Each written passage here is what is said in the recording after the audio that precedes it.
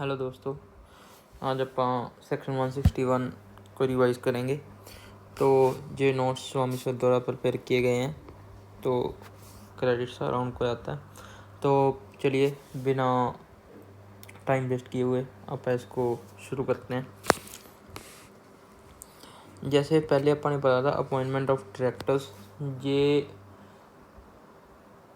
सारे डायरेक्टर्स की appointment general meeting में होगी अगर स्पेसिफिकली कंपनी एक्ट में ना लिखा हो। तो यहाँ पे स्पेसिफिकली कंपनी एक्ट में लिखा गया है appointment of directors by BOD under section 161। There are 4 types of director. One is additional director, second is alternate, and third is casual, and fourth is nominee director which is appointed by the board. And section number, firstly section additional director पे 161 sub section 1 2, casual पे 4 है और nominee पे 3 है। Applicability, this applies to all companies whether it's a public company or a private company. Applicability, additional director, it's all companies. Alternate, all company. Casual director, all company. What if the director appointed in GM? Casual director पे हमें जोर देने की ज़रूरत है, ये all companies पे लगेगा। But if director is appointed in GM, जैसे वुमेन डायरेक्टर थी जो अपा ने पढ़ा था 149 में। Firstly, woman director is appointed in the general meeting. If there is a casual vacancy, then board will fill within 3 months or board meeting, whichever is later. And then it's a nominee director. Nominee director is also applies to all companies, whether it is a public or private company. Then appointment by whom? There is a appointment by whom में board of director if authorized by AOA. Articles of association क्या है? Rules and regulation of internal conduct of the business of an entity. अगर authorise किया गया है AOA के द्वारा, then board can appoint additional director. In this section board meeting is not necessary because board meeting का जिक्र नहीं किया गया है। It can be filled by resolution by circulation under section 175 because all the directors can not come at the same place because there are many directors which couldn't come. So in this type of appointment, the CS of the company has a duty to circulate the resolution, and after receiving the submission of the director, then decide whether the resolution is passed or lost.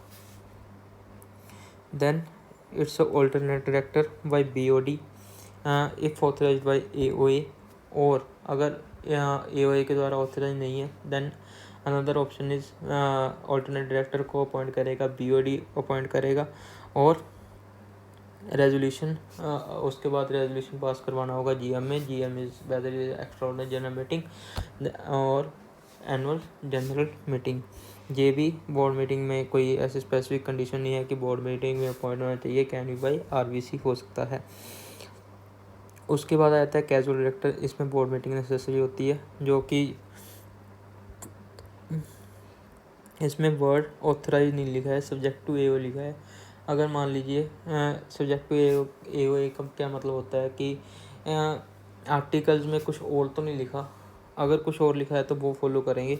ये casual director को आप board meeting में fill करेंगे, उसके बाद इसको ratify करवाना होगा इमीडिएट जनरल मीटिंग में। जनरल मीटिंग वो कोई भी हो सकती है, एक्स्ट्राऑर्डिनरी हो सकती है, और एनुअल जनरल मीटिंग भी हो सकती है।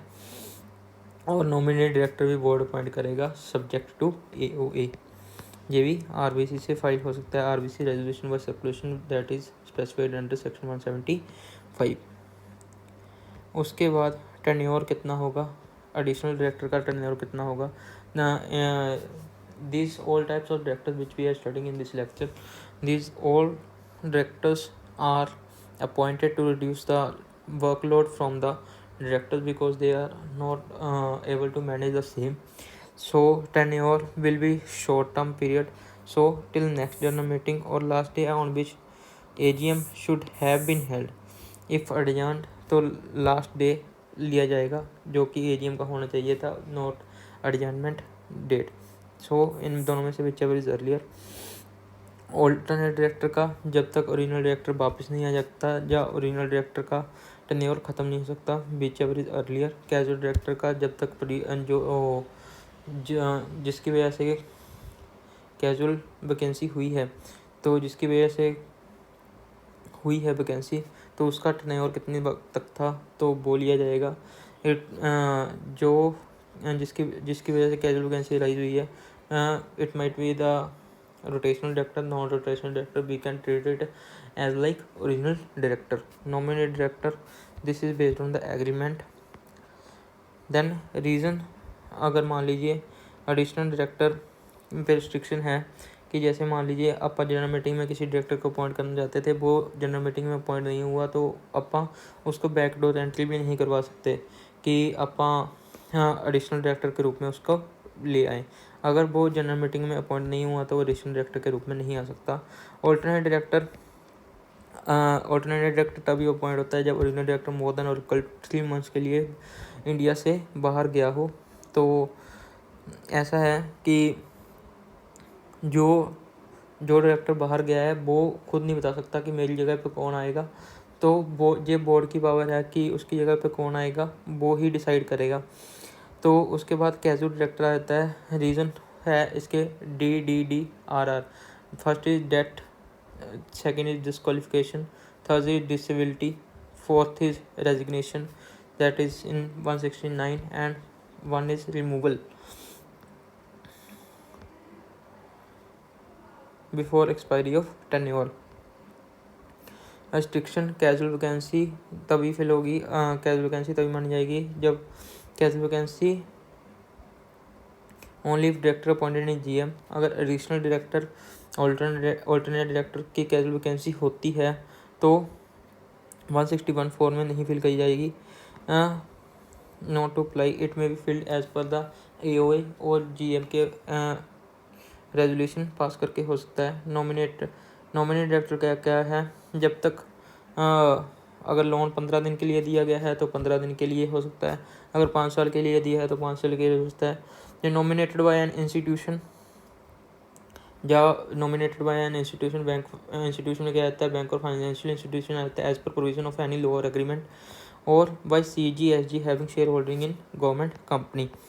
उसके बाद अदर प्रोविज़न क्या है, रेगुलेशन 66 टेबल F में दिया गया है कि इसको मैक्सिमम स्ट्रेंथ ऑफ बोर्ड में काउंट किया जाएगा। जो भी टोटल डायरेक्टर की गिनती होगी उसमें ऐड किया जाएगा, क्योंकि रोटेशनल डायरेक्टर में अपन पढ़ते हैं सारे डायरेक्टर्स 2/3 जब वो करते हैं मैक्सिमम डायरेक्टर 2/3 करते वक्त अपन टोटल डायरेक्टर में 3 चीज़ें नहीं लेते, N नॉमिनेट डायरेक्टर नहीं लेते, A ऑल्टरनेट डायरेक्टर नहीं लेते, I इंडिपेंडेंट डायरेक्टर नहीं लेते, बट उस गिनती में अपन टोटल स्ट्रेंथ में एडिशनल डायरेक्टर को लेंगे। Additional director is not retiring director, additional director retiring director नहीं है, तो ये 160 के अकॉर्डिंग दोबारा से अपॉइंट हो सकता है। तो उसके बाद ऑल्टरनेट डायरेक्टर आ जाता है।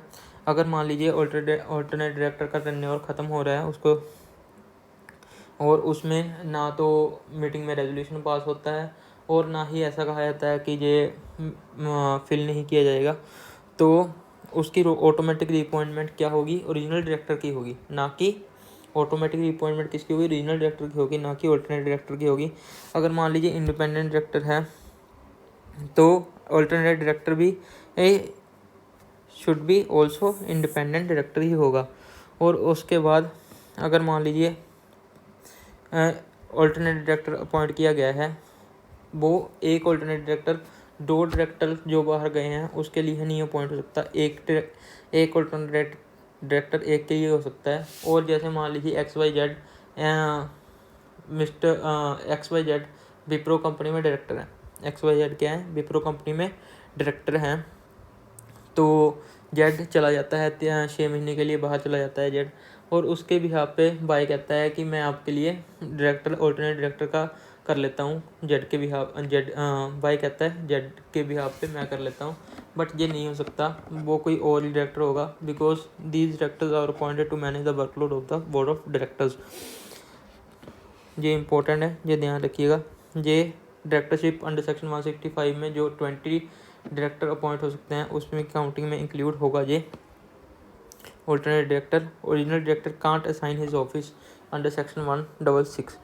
जो ओरिजिनल डायरेक्टर है वो ये नहीं कह सकता कि भाई मेरी जगह पे अगर मैं 6 महीने के लिए बाहर जा रहा हूँ तो मेरी जगह पे मेरी वाइफ होगी, तो original director can't assign his office under 166।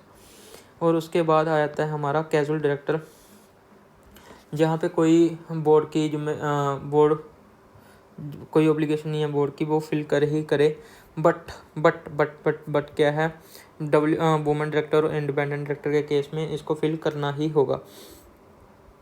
अगर डायरेक्टर मान लीजिए 12 महीने तक कोई मीटिंग अटेंड नहीं करता है तो उसको director not assuming his office कहा जाएगा, वो कैजुअल वैकेंसी नहीं कहा जाएगा, वो 161(4) अप्लाई नहीं होगा, उस पर वेकेशन की प्रोविजन 167 में अप्लाई होंगी। तो डायरेक्टर अपॉइंटेड नॉट कैश, और एक और है, और जो भी casual director appointed is not casual director, जो भी इस 161(4) में कैजुअल डायरेक्टर अपॉइंट हुआ है वो क्या है कि वो कैजुअल डायरेक्टर नहीं है, नॉर्मल डायरेक्टर की तरह के उसकी राइट एंड ड्यूटीज हैं। ये सारा 161 अप्लाई हो जाता है। होप सो आपको वीडियो अच्छा लगा होगा, अगर अच्छा लगा है तो प्लीज़ रिपीटेडली सुनिए और 161 अच्छा हो जाएगा आपका। अगर कोई भी डाउट है आपका तो प्लीज़ कमेंट सेक्शन में आप पूछ सकते हैं। So at this please subscribe, like and share.